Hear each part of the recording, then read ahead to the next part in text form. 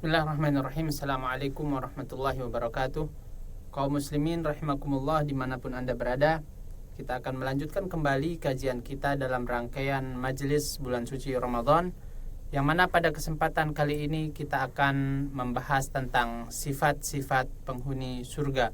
Semoga Allah menjadikan kita termasuk di dalamnya dengan karunia dan kemurahannya.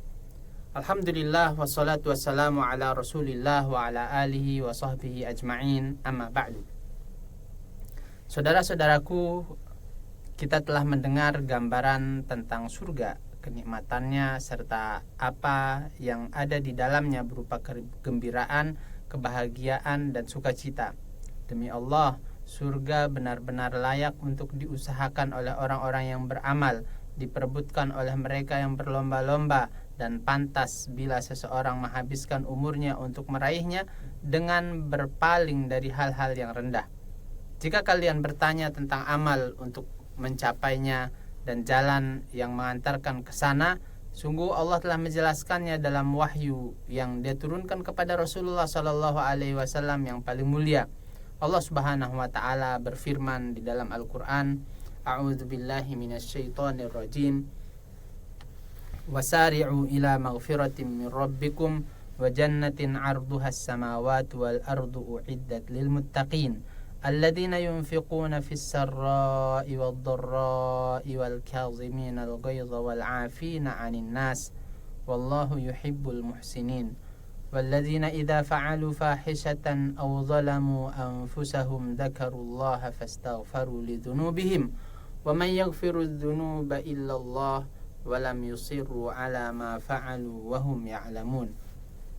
Bersegeralah kalian menuju ampunan dari Tuhan kalian dan menuju surga yang luasnya seluas langit dan bumi yang disediakan bagi orang-orang yang bertakwa, yaitu orang-orang yang berinfak baik dalam keadaan lapang maupun sempit, yang menahan amarah dan yang memaafkan manusia, dan Allah mencintai orang-orang yang berbuat kebaikan.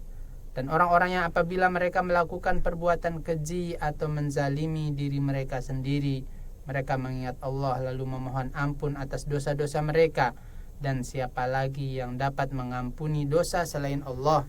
Dan mereka itu tidak terus-menerus dalam perbuatan dosa itu, sedang mereka mengetahui. Inilah beberapa sifat dari sifat-sifat penghuni surga.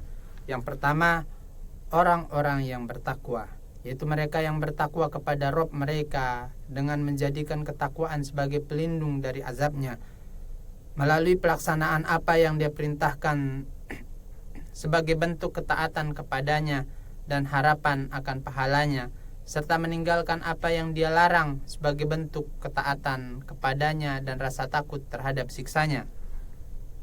Sifat kedua, orang-orang yang berinfak baik dalam keadaan lapang maupun sempit.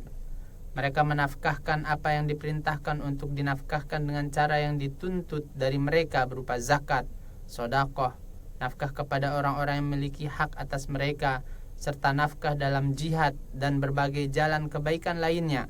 Mereka berinfak dalam keadaan lapang maupun sempit. Keadaan kelapangan dan kemakmuran tidak menjadikan mereka cinta berlebihan terhadap harta dan kikir terhadapnya demi berharap pertambahan, dan keadaan kesempitan serta kesulitan pun tidak mendorong mereka menahan harta karena takut membutuhkannya. Sifat ketiga, orang-orang yang menahan amarah, yaitu mereka yang mengekang kemarahan ketika marah sehingga tidak melampaui batas dan tidak menyimpan dendam terhadap orang lain karena kemarahannya itu. Keempat, orang-orang yang memaafkan manusia. Mereka memaafkan orang-orang yang menzalimi dan berbuat aniaya kepada mereka. Mereka tidak membalas demi kepentingan diri mereka sendiri meskipun mereka mampu melakukannya. Sifat kelima, dan orang-orang yang apabila mereka melakukan perbuatan keji atau menzalimi diri mereka sendiri, mereka mengingat Allah lalu mohon ampun atas dosa-dosa mereka. Yang dimaksud perbuatan keji atau al-fahisyah adalah dosa-dosa yang dipandang sangat buruk, yaitu dosa-dosa besar seperti membunuh jiwa yang diharamkan tanpa alasan yang benar, durhaka kepada kedua orang tua, memakan riba, memakan harta anak yatim, melarikan diri dari medan perang, zina, pencurian, dan dosa-dosa besar lainnya. Sifat keenam, dan mereka yang tidak terus-menerus dalam perbuatan dosa yang mereka lakukan sedang mereka mengetahui. Maksudnya, mereka tidak berlanjut dan tidak menetap dalam perbuatan dosa, padahal mereka mengetahui bahwa itu adalah dosa, mengetahui keagungan zat yang telah mereka durhakai dan mengetahui dekatnya ampunannya. Bahkan mereka segera berhenti darinya dan bertobat dengan sungguh-sungguh. Allah Subhanahu wa taala juga berfirman, A'udzubillahi minasyaitonirrajim. Bismillahirrahmanirrahim. Qad aflahal mu'minun alladzina hum fi salatihim khashi'un walladzina hum 'anil lagwi mu'ridun walladzina hum lizzakati fa'ilun walladzina hum lifurujihim hafizun illa 'ala azwajihim aw ma malakat aymanuhum fa innahum ghairu malumin faman ibtagha wara'a dzalika fa ulaika humul 'adun walladzina hum li amanatihim wa 'ahdihim ra'un walladzina hum 'ala salawatihim yuhafizun ulaika humul warisuna alladzina yarisuna al-firdaus hum fiha khalidun. Sungguh beruntung orang-orang yang beriman, yaitu orang-orang yang khusyuk dalam salatnya, dan orang-orang yang menjauhkan diri dari perbuatan dan perkataan yang sia-sia, dan orang-orang yang menunaikan zakat, dan orang-orang yang menjaga kemaluannya, kecuali terhadap istri-istri mereka atau hamba sahaya yang mereka miliki, maka sungguhnya mereka tidak tercela. Barang siapa mencari selain itu, maka mereka itulah orang-orang yang melampaui batas, dan orang-orang yang memelihara amanat-amanat dan janji-janji mereka, dan orang-orang yang memelihara solat-solat mereka, mereka itulah orang-orang yang akan mewarisi, yaitu yang akan mewarisi surga Firdaus, mereka kekal di dalamnya. Maka ayat-ayat yang mulia ini menghimpun beberapa sifat dari sifat-sifat penghuni surga. Yang pertama, orang-orang yang beriman, yaitu mereka yang beriman kepada Allah dan kepada segala hal yang wajib diimani, seperti malaikat-malaikat Allah, kitab-kitab Allah, rasul-rasulnya, hari akhir, serta takdir baik maupun buruknya. Mereka beriman dengan keimanan yang meniscayakan penerimaan, ketundukan, dan kepatuhan, baik dalam ucapan maupun perbuatan. Sifat kedua, orang-orang yang khusyuk dalam sholatnya. Hati mereka hadir dan anggota tubuh mereka tenang. Mereka menyadari bahwa saat sholat mereka berdiri di hadapan Allah Azza wa Jal, bermunajat kepadanya dengan firman-Nya, mendekatkan diri kepadanya dengan zikir, dan berlindung kepadanya dengan doa. Karena itu, kekhusyuan mereka tampak pada lahir dan batin. Sifat ketiga, orang-orang yang menjauhkan diri dari perbuatan dan perkataan yang sia-sia. Yang dimaksud lagu, perkataan sia-sia adalah segala sesuatu, ucapan ataupun perbuatan yang tidak mengandung manfaat dan kebaikan. Mereka berpaling darinya karena kuatnya tekad dan kokohnya keteguhan, sehingga mereka tidak menghabiskan waktu-waktu berharga kecuali pada hal-hal yang bermanfaat. Sifat keempat, orang-orang yang menunaikan zakat. Maknanya bisa dipahami sebagai menunaikan bagian wajib dari harta yang memang wajib disakati. Bisa pula dimaknai lebih luas, yakni segala sesuatu, baik ucapan maupun perbuatan yang mensucikan dan menumbuhkan jiwa mereka. Sifat kelima, orang-orang yang menjaga kemaluannya, kecuali terhadap istri-istri mereka atau hamba sahaya yang mereka miliki, maka sesungguhnya mereka tidak tercela. Mereka menjaga kemaluan mereka dari perbuatan zina dan liwat atau homoseksual. Mereka karena di dalamnya terdapat kemaksiatan kepada Allah serta kerusakan moral dan sosial. Sifat keenam, orang-orang yang memelihara amanah dan janji-janji mereka. Amanah adalah segala sesuatu yang dipercayakan kepada seseorang, baik berupa ucapan, perbuatan maupun barang. Siapapun yang menyampaikan rahasia kepadamu berarti telah mempercayakan amanah kepadamu. Siapa yang melakukan sesuatu di hadapanmu dan tidak ia sukai diketahui orang lain, berarti ia telah mempercayakan amanah kepadamu. Dan siapa yang menitipkan harta kepadamu untuk dijaga, berarti ia telah mempercayakan amanah kepadamu. Adapun janji atau al-ahad adalah komitmen yang diikat seseorang terhadap pihak lain, seperti nazar kepada Allah dan perjanjian-perjanjian yang berlaku di antara sesama manusia. Maka penghuni surga adalah orang-orang yang menjaga amanah dan menepati janji, baik dalam hubungan mereka dengan Allah maupun dengan sesama makhluk. termasuk di dalamnya menepati akad-akad dan syarat-syarat yang dibolehkan.